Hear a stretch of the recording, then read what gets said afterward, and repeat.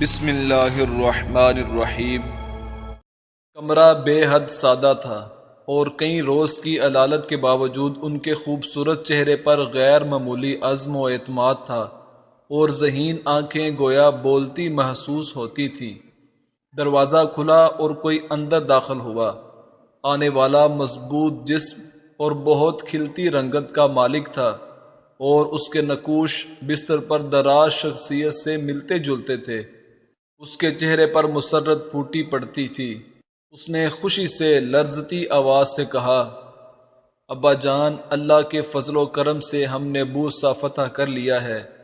بستر پر دراز شخصیت کے چہرے پر مسرت کی لہر دوڑ گئی۔ ان کے ہونٹوں پر کلمہ شکر خداوندی جاری ہو گیا۔ پھر انہوں نے آنے والے کو مخاطب کیا، بیٹے، میں اب اس دنیا سے جا رہا ہوں، لیکن مجھے اطمینان ہے کہ میرا لائق بیٹا میرا جانشین ہوگا۔ میری باتیں غور سے سنو۔ ظلم کبھی اختیار نہ کرنا۔ رعایا سے عدل و انصاف کے ساتھ پیش آنا تاکہ رعایا خوشحال ہو اور ملک آباد رہے۔ فتوحات کا دامن پھیلانا تاکہ اللہ کا دین ہر سو عام ہو۔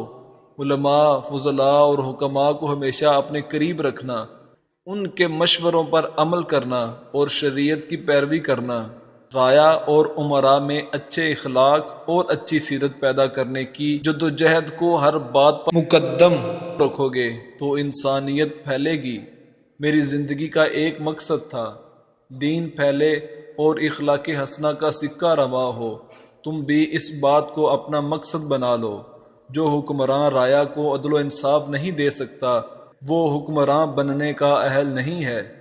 بیٹے کو گراں قدر نصیحتیں کرنے والی یہ شخصیت عثمان خان کی تھی، جو سلطنت عثمانیہ کے بانی تھے اور شہر بورسا کی فتح کی خوشخبری لے کر آنے والے تھے۔ عثمان خان کے صاحبزادے اور خان عثمان خان کی شخصیت اس قدر سحر انگیز تھی کہ اس کا تاثر تقریباً 7 صدیاں گزر جانے کے باوجود آج بھی روز اول کی طرح بھرپور ہے۔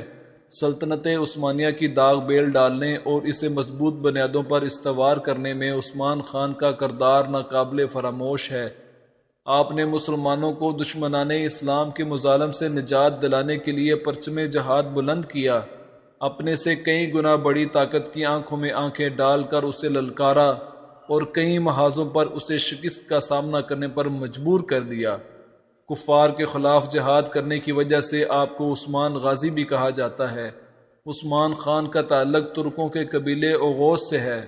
اس قبیلے کے مور سے اعلیٰ اوغوز خان تھے۔ اس قبیلے سے تعلق رکھنے والے ترکان غز کہلاتے تھے۔ جنہوں نے ابھی تک ہمارا چینل سبسکرائب نہیں کیا، ان سے گزارش ہے کہ ہمارے چینل کو سبسکرائب کر لے اور بیل آئیکن کو دبا دے۔ جزاک اللہ خیرہ۔